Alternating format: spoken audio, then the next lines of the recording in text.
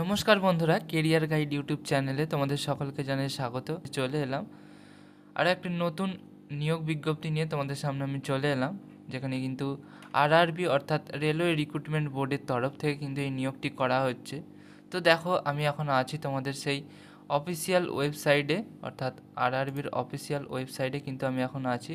দেখতেই পাচ্ছ এখানে government of India, ministry of railway recruitment board, Kolkata. তো এই ওয়েবসাইটই দেখো, এই যে অপশানটা আদার্স আরআরবি বলে যে অপশানটা আছে, এখানে ক্লিক করে তোমরা চণ্ডীগড় যে অপশানটা আছে ওটাতে ক্লিক করলেই তোমাদের চণ্ডীগড়ের অফিসিয়াল আরআরবির ওয়েবসাইটে কিন্তু তোমাদের নিয়ে চলে যাবে। ঠিক আছে, তো এইখানে যাওয়ার পর দেখো এই যে নোটিশটা 24/12/2025 CEN নাম্বার 08/2025 আইসোলেটেড। ঠিক আছে, তো এটা হচ্ছে একটা ইন্ডিকেটিভ নোটিশ। দেখো নোটিশটা কি বলেছে, আমি ওপেন করে নিচ্ছি নোটিশটা। আচ্ছা, এই হচ্ছে তোমাদের সেই অফিসিয়াল নোটিশ। দেখো এখানে কিন্তু লেখা আছে government of India, ministry of railway. ঠিক আছে, railway recruitment board, centralised employment notice, এটা যার CEN নাম্বার হচ্ছে 08/2025 recruitment to various post of isolated category. অর্থাৎ তোমাদের এই যে নিয়োগটি করা হচ্ছে, আইসোলেটেড ক্যাটাগরিতে কিন্তু তোমাদের নিয়োগটি করা হচ্ছে। তো এই নোটিশটা কিন্তু তোমাদের এখন চণ্ডীগড়ের অফিসিয়াল ওয়েবসাইটে পাবলিশ হয়েছে। তো আস্তে আস্তে তোমাদের প্রত্যেকটা আরআরবিতেই পাবলিশ হবে। তো দেখতেই পাচ্ছ যে এখানে তোমাদের যে নোটিশটা জারি হয়েছে সেটা হচ্ছে একটা ইন্ডিকেটিভ নোটিশ বা শর্ট নোটিশ বলতে পারো।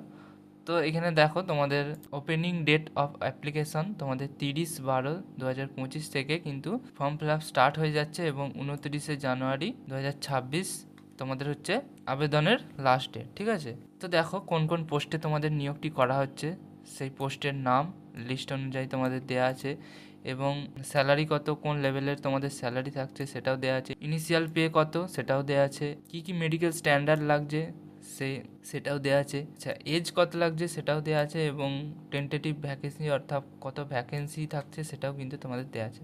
তো দেখো প্রথমেই যেটা রয়েছে সেটা হচ্ছে সিনিয়র পাবলিসিটি ইন্সপেক্টর, যেখানে লেভেল 6 অনুযায়ী তোমাদের বেতন থাকছে 35,400 ইনিশিয়াল পে। ঠিক আছে, C1 মেডিকেল স্ট্যান্ডার্ড থাকছে 18 থেকে 33 বছর যাদের বয়স তারাই কিন্তু এখানে অ্যাপ্লাই করতে পারছে এবং পাশাপাশি যারা SC/ST ক্যান্ডিডেট আছো, OBC ক্যান্ডিডেট আছো, তারা কিন্তু এই যে রিল্যাক্সেশন পেয়ে যাচ্ছে। ঠিক আছে, tentative vacancy, number of vacancy দেখো এখানে 15টি আছে। আচ্ছা, নেক্সট যে পোস্টটিতে তোমাদের নিয়োগটি করা হচ্ছে সেটা হচ্ছে ল্যাব অ্যাসিস্ট্যান্ট। ঠিক আছে, লেভেল 2 অনুযায়ী তোমাদের বেতন থাক 19,900 initial pay, B1 medical standard 18 থেকে 30 বছর বয়স এবং 39টা এখানে ভ্যাকেন্সি রয়েছে। তারপরে যে পোস্টে নিয়োগ করা হচ্ছে সেটা হচ্ছে চিফ ল অ্যাসিস্ট্যান্ট, লেভেল 7 অনুযায়ী তোমাদের বেতন থাকছে 44,900 initial pay, C1 medical standard 18 থেকে 40 বছর বয়স হতে হবে এবং 22টা তোমাদের ভ্যাকেন্সি থাকছে এখানে। নেক্সট যে পোস্টে নিয়োগ করা হচ্ছে সেটা হচ্ছে জুনিয়র ট্রান্সলেটর,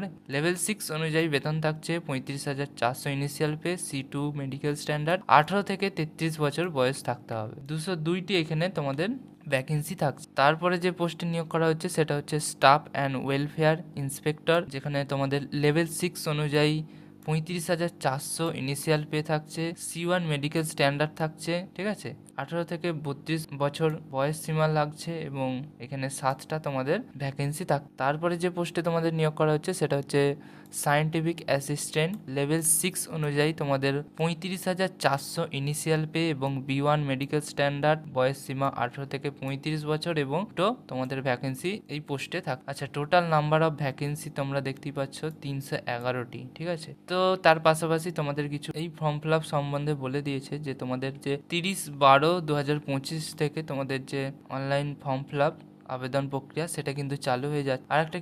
আরও কিছু বিষয়, যেমন তোমাদের যখন অনলাইনে আবেদন প্রক্রিয়া চলবে তো তখন তোমাদের যে ডকুমেন্টসের ভিত্তিতে তোমাদের সমস্ত কিছু চেক হবে সেটা হচ্ছে আধার কার্ড। তো তার জন্যই তোমাদের এইখানে যেটা বলেছে যে আধার কার্ডের কিন্তু সমস্ত কিছু 100% আপডেট থাকতে হবে, অর্থাৎ তোমাদের বায়োমেট্রিক বলো বা তোমাদের নাম বলো বা ফটো, সমস্ত কিছু কিন্তু 100% ম্যাচ থাকতে হবে। ঠিক আছে, তবেই কিন্তু তোমরা তোমাদের যে অ্যাপ্লিকেশন প্রসেস সেটা কিন্তু কন্টিনিউ করতে পারে। আচ্ছা, তার পাশাপাশি দেখো এখানে প্রত্যেকটা আরআরবির যে লিস্ট সেটাও দিয়ে দিয়ে, ঠিক আছে। আচ্ছা, সম্পূর্ণ এটা হচ্ছে একটা ইন্ডিকেটিভ নোটিশ, যেটা আমি তোমাদের প্রথমেই বললাম, যেটা একটি ইন্ডিকেটিভ অর্থাৎ শর্ট নোটিশ জারি হয়েছে। ডিটেলস নোটিশ তোমাদের কিন্তু সমস্ত আরআরবির নিজস্ব ওয়েবসাইটে কিন্তু পাবলিশ হয়ে যাবে।